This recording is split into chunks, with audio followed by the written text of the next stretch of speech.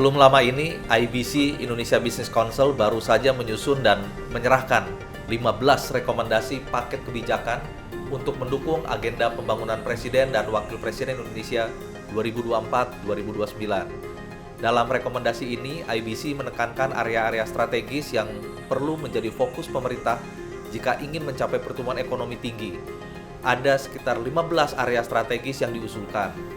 Nah, salah satu area yang disorot dan akan kita diskusikan kali ini adalah tentang logistik. Saat ini, kinerja sistem logistik di Indonesia masih kurang optimal.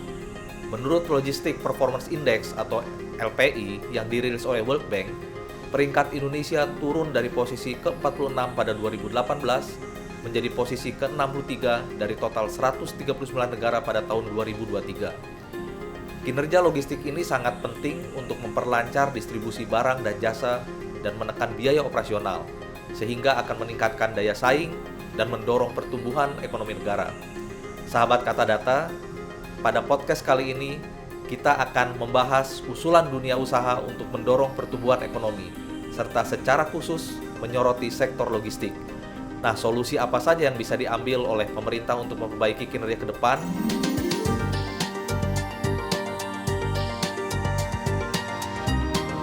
Tentunya saya tidak sendirian. Kali ini saya ditemani oleh Chief Operation Officer IBC, yaitu Bapak William Sabandar. Apa kabar Pak William? Kabar baik. Senang bisa bertemu dengan Bapak. Terima kasih sudah diundang ke Kata Data. Sama-sama Pak. Nah, saya ingin kenalkan dulu sedikit Pak William Sabandar ini. Selain dari COO dari IBC, adalah seorang tokoh di bidang transportasi. Khususnya beliau pernah menjadi Direktur Utama MRT yang menjadikan sebuah sejarah baru untuk Indonesia dalam dunia transportasi Indonesia.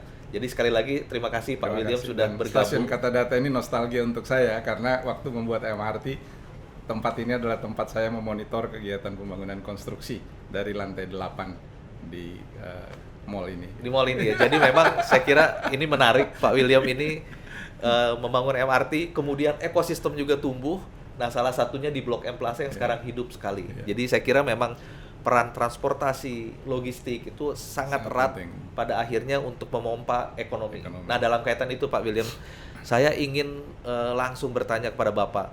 Jadi sebelum kabinet baru dilantik, IBC telah menyerahkan buku putih, Pak, berisi 15 rekomendasi paket kebijakan untuk mendukung agenda pembangunan Presiden dan Wakil Presiden Indonesia 2024-2029. Nah, pertanyaan saya, mengapa IBC menyusun rekomendasi ini, dan kemudian apa saja mungkin sekilas bisa digambarkan yang direkomendasikan oleh IBC di dalam buku ini? Silakan Pak. Terima kasih Mas Meta. Jadi Indonesian Business Council ini kan sebenarnya a think tank and policy advocacy initiative ya, yang didirikan oleh sejumlah pebisnis yang tercerahkan, champions of industries, yang berpikir soal Indonesia masa depan menjadi sebuah negara yang berdaya saing tinggi dan memastikan kesejahteraan masyarakat yang menyeluruh gitu ya. Dan kami dari bisnis itu sangat melihat ada optimisme bahwa pemerintahan yang baru terbentuk ini itu punya cita-cita dan upaya yang luar biasa untuk membawa Indonesia tumbuh 8%, mengentaskan kemiskinan sampai 0%, menuju Indonesia Emas 2045. Oleh sebab itu, sebagai lembaga think tank, karena kita ingin membantu pemerintah dalam menyiapkan good policy, kemudian kita menyiapkan dokumen ini. Nah, proses ini sebenarnya sudah berlangsung cukup lama, ya, hampir setahun kita menggarap proses ini. Ketika itu Pak Prabowo dan Pak Gibran masih dalam proses kontestasi, kemudian mengerucut setelah beliau itu memenangkan pemilihan presiden, dan specifically dokumen ini disiapkan dalam perspektif visi misi beliau.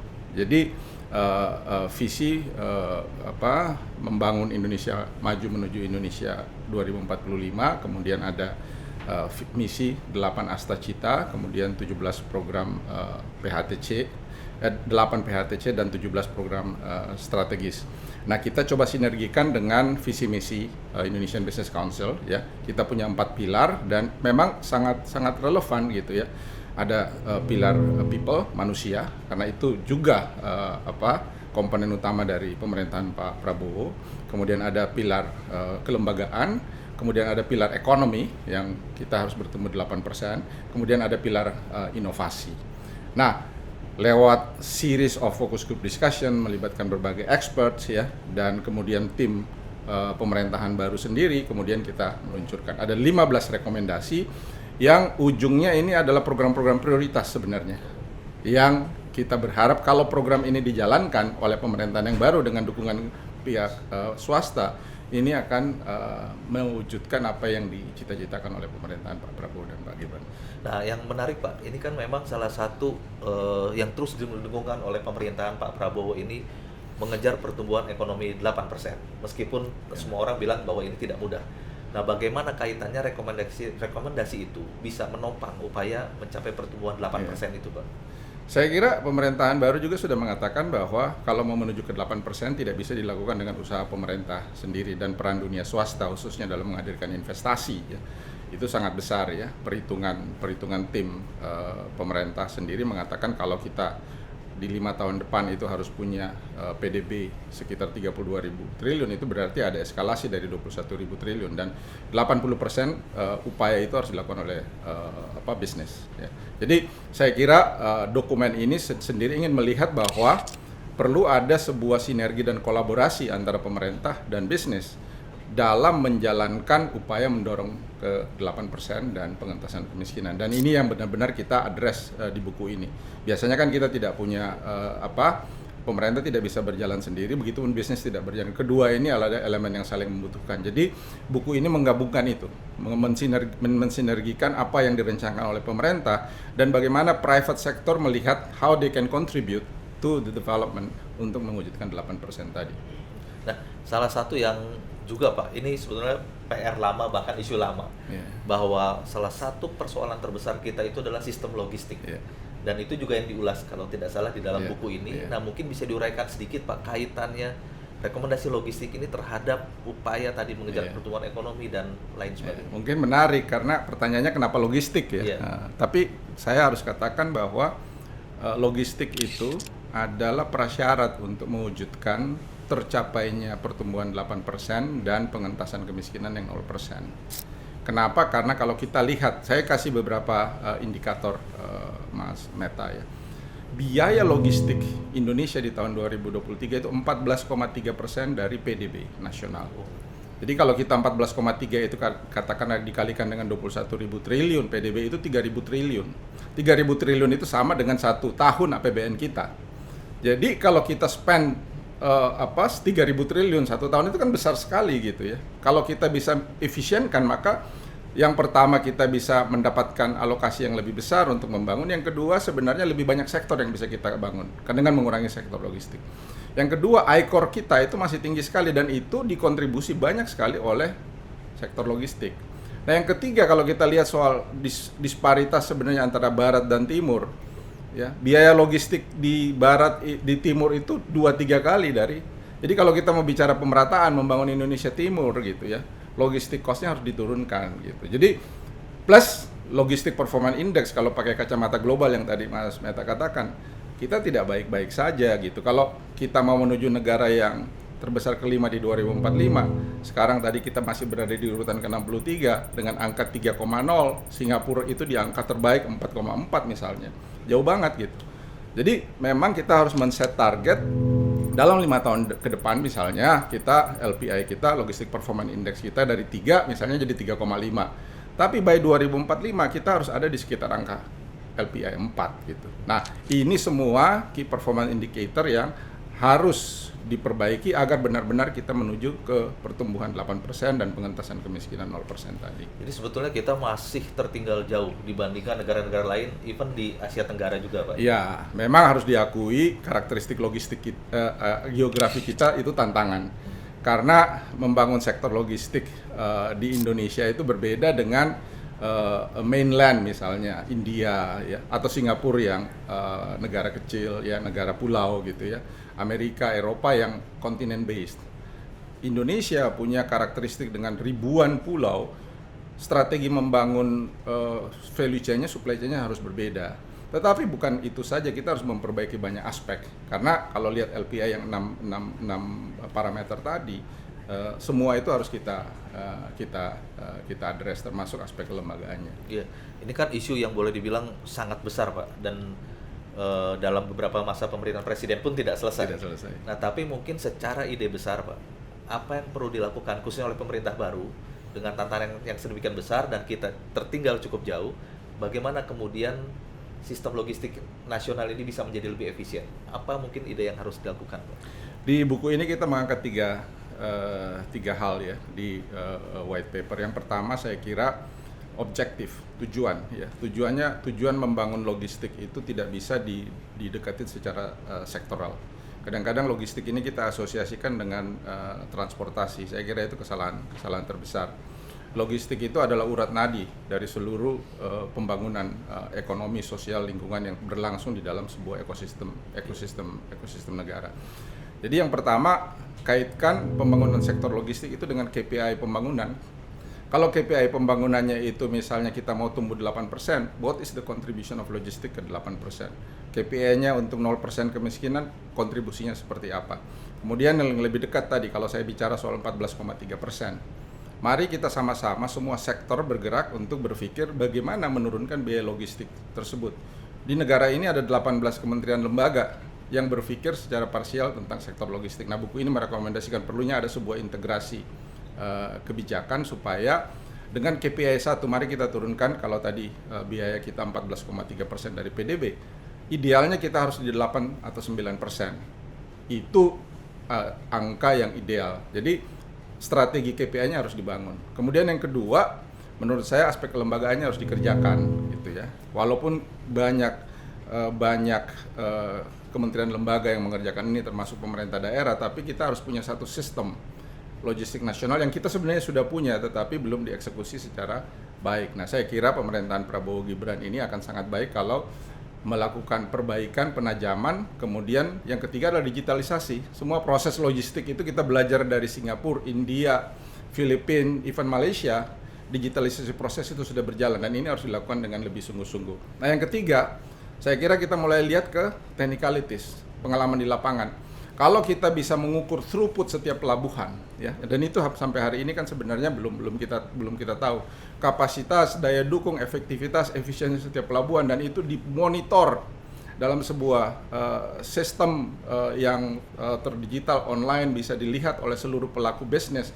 Maka kita akan bisa mengukur, kinerja pelabuhan A seperti ini dibandingkan kinerja pelabuhan B seperti ini. Nah, itu dalam sebuah sistem itu harus dikerjakan dan diukur dari waktu ke waktu. Jadi ada satu logistik monitoring system yang mengukur perkembangan logistik kita, baik pada skala nasional maupun pada skala sektor maupun pada skala sampai ke titik-titik pelabuhan atau pintu masuk pintu keluar yang ada di berbagai pelabuhan kita. Tadi Pak Willy menyinggung tentang aspek kelembagaan, Pak, dan kita tahu dalam beberapa hari terakhir ini juga penuh pemberitaan, penuh dengan informasi tentang bagaimana kelembagaan-kelembagaan baru yang dibentuk oleh Pak Prabowo, maupun kementerian yang berubah juga nomenklaturnya dan sebagainya.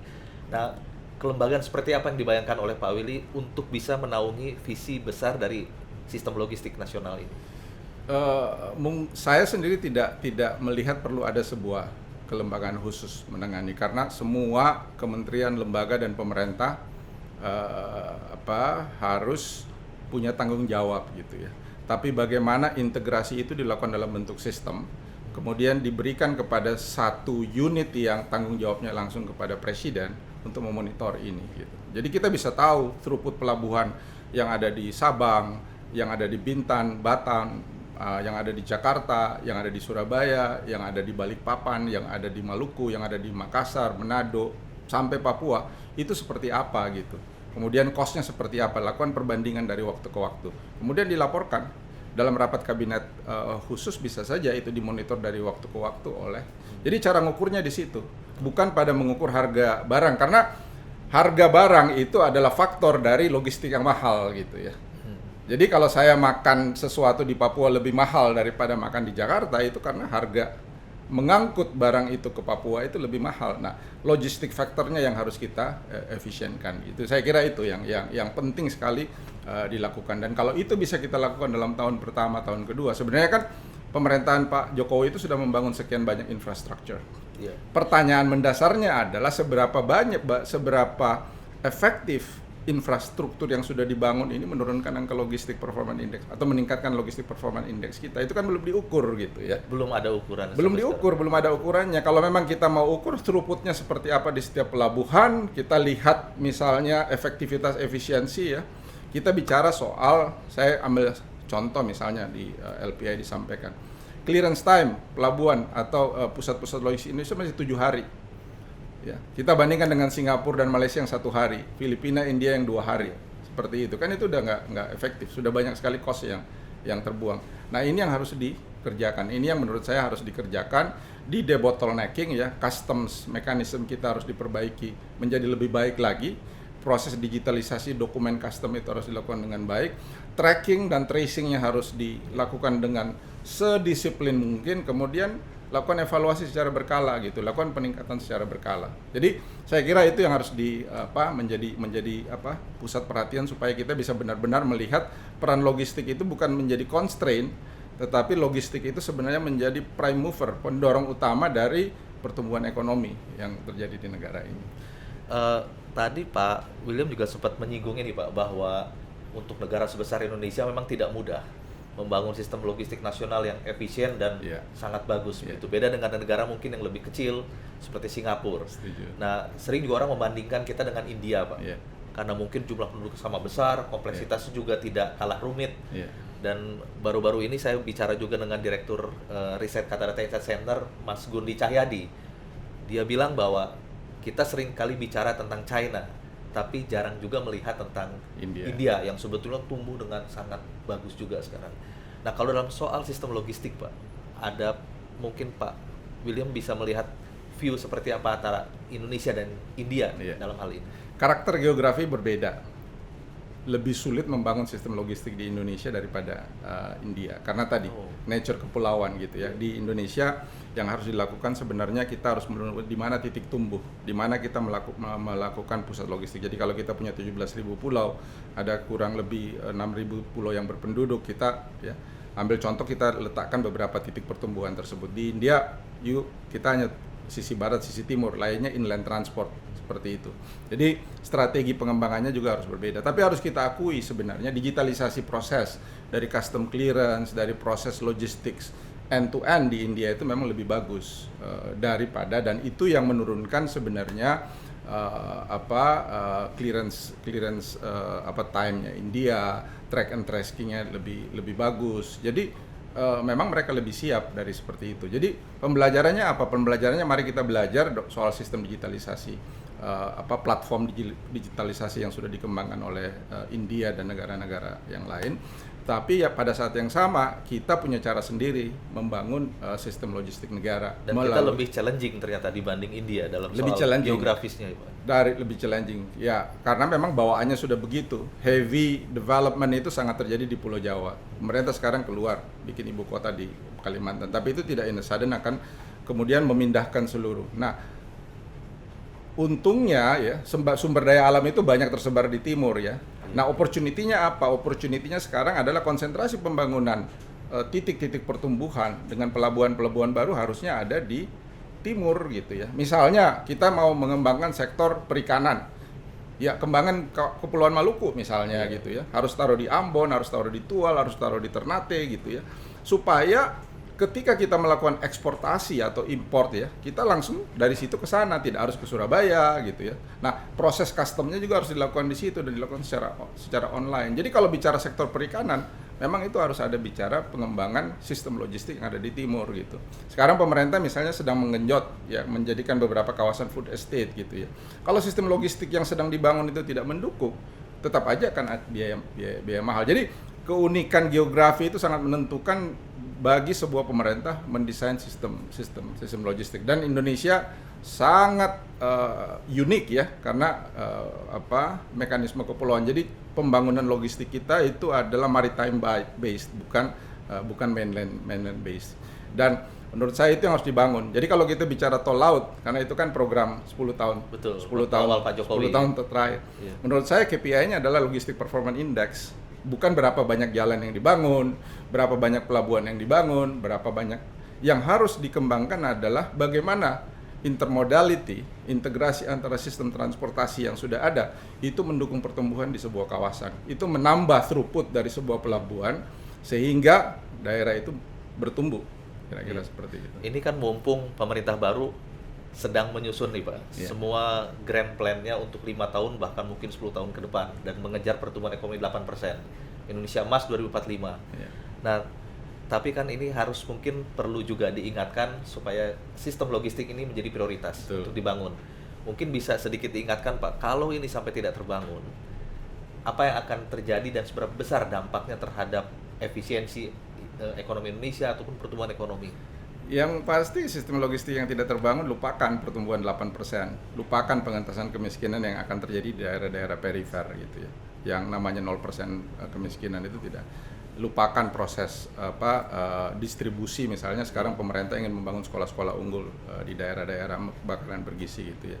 Jadi untuk saya 3 hal Mas Meta ya. Yang pertama ada Sisloknas, Sistem Logistik Nasional yang sedang diperbarui itu mungkin menjadi sebuah perintah dari pemerintah ini untuk melaksanakan, libatkan seluruh kementerian yang baik dan bangun KPI-nya, Key Performance Indicators yang menuju ke tadi kurangi biaya logistik ya dari 14,3 ya mungkin di pemerintahan ini kita turun dari 14,3%, capailah 11% dulu gitu ya. Sampai nanti ke 8-9%. Itu indikator utama yang harus kita lakukan agar ya biaya logistik berkurang dan pertumbuhan ekonomi bisa kita genjot. Nah, kalau boleh dibilang Pak, 10 tahun terakhir ini kan masif sekali pembangunan infrastruktur. Baik jalan, tol laut memang belum terlalu bergaung seperti ketika awal Pak Jokowi menjabat. Tapi kalau kita lihat infrastruktur jalan dan lainnya transportasi cukup masif. Nah, tapi kelihatannya juga orang masih melihat ini belum terlalu berdampak signifikan. Apakah seperti itu atau bagaimana, Pak? Keberhasilan yang sudah dicapai oleh pemerintahan sebelumnya Presiden Jokowi adalah membangun infrastruktur keras, hard infrastructure ya. Saya kira pemerintahan sekarang harus fokus pada soft infrastructures, proses digitalisasi dari proses interkoneksi ya. Misalnya kita membangun, ambil contoh membangun satu sistem perkereta-apian gitu ya. Dia mungkin tahap pertama baru sampai di satu titik ya yang dibangun. Dia mungkin belum end to end, dilengkapin, tapi kemudian sistem tracking dan tracingnya dikembangin. Jadi kalau kita bicara indikator utama kan 3, bicara pada berkurangnya biaya, cost, ketepatan waktu semakin cepat dan reliability, kehandalan, dan ini tracking dan tracing. Nah ini soft infrastructure menurut saya. Jadi bagaimana proses integrasi antar moda itu tidak hanya terjadi dalam bentuk jaringan infrastruktur yang terbangun, tetapi juga dalam integrasi dalam kaitan dengan indikator mengurangi cost, mengurangi waktu, dan meningkatkan kehandalan. Jadi itu yang harusnya menjadi fokus dari pemerintah sekarang. Kalau boleh sedikit Pak cerita dengan pengalaman pribadi Bapak yang membangun MRT, kemudian dampaknya bahwa keberadaan MRT terhadap ekosistem ekonomi dan sebagainya itu sejauh mana, mungkin sekilas, karena ini mungkin bisa menjadi semacam gambaran untuk bagaimana sebuah sistem transportasi logistik terbangun, dampaknya terhadap ekonomi daerah dan lain-lain. Saya bisa bicara semangat ini karena pengalaman MRT, Mas Meta. Jadi MRT itu exactly, kita hanya bangun 16 km ya, pertama, tapi saya bilang ke teman-teman, you don't need to build 400 km to change the city. 16 km ini kalau kita gunakan sebagai instrumen untuk membangun pertumbuhan ekonomi, merubah budaya, itu akan sangat besar dampaknya, not even for Jakarta. Coba lihat kita bangun MRT, 16 km ada 13 pusat pertumbuhan, ada transit oriented development yang mulai kita bangun, dan kawasan-kawasan seperti tempat kita ini ada taman literasi, ekosistem mulai berubah, orang mulai menggunakan berbudaya transportasi yang lebih baik gitu ya, ketepatan waktu, kehandalan. Jadi kalau kita bicara tadi timeliness, cost, dan reliability terjamin dengan MRT, dan karena itu orang memilih naik MRT karena sistem logistiknya bagus ya, jaringannya bagus, kehandalannya bagus, kemudian pusat-pusat pertumbuhan ekonominya terbangun gitu. Jadi ini sebenarnya gambar kecil dari apa yang kita bicara di Indonesia. Tapi kalau mau ekonominya bertumbuh, ini gambaran bahwa bikin sistem transportasinya bagus, soft infrastrukturnya dibagus, budayanya dibuat bagus ya. Di sini benar-benar governance-nya dibuat bagus. Kalau Anda lihat naik MRT itu pasti budayanya bagus ya, pelayanannya bagus ya, perhatian terhadap disabilitas juga sangat bagus. Dan itu cerminan how we should build our logistics system across the country. Menarik Pak, meskipun sekilas, tapi saya kira ini bisa memberikan gambaran bagaimana sebuah proyek MRT bisa menjadi role model yang kalau dikembangkan dalam skala nasional tentu akan sangat dahsyat untuk perekonomian Indonesia. Dan satu Mas, sumber daya manusia itu very important. Filipina berhasil mengembangkan sistem logistiknya karena training ya, seluruh proses training logistik itu jangan dipikir mudah gitu. Seluruh itu ada seperti itu dan harus sangat detail. Bukan pada level sarjana saja, tapi pada para pekerja-pekerja skilled yang itu. Dan itu salah satu kesuksesan. Itu yang kita lakukan di MRT. Jadi training, proses, memberikan rasa memiliki kepada anak-anak Indonesia yang membangun itu. Nah, ini pun yang harus kita terapkan di sistem logistik nasional kita. Jadi ada empowerment terhadap sumber daya manusia, tenaga-tenaga yang akan membangun kultur logistik yang bagus di setiap titik. Oke Pak. Terakhir Pak, ini untuk meningkatkan infrastruktur logistik nasional, apa saja yang direkomendasikan oleh IBC yang tentunya kita harapkan bisa dilakukan dalam waktu segera oleh pemerintahan baru?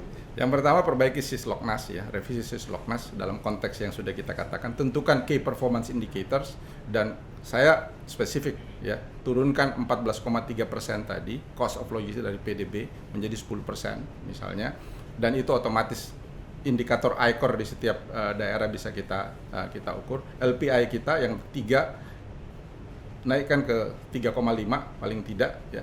Yang kedua adalah tadi sistem digitalisasi proses, platform itu harus ada, platform terintegrasi, barang masuk, barang keluar, integrasi di dalam itu harus dilakukan dan itu diukur dari waktu ke waktu. Yang ketiga, siapkan sumber daya yang cukup ya, mungkin vocational training itu harus diperbanyak supaya logistik.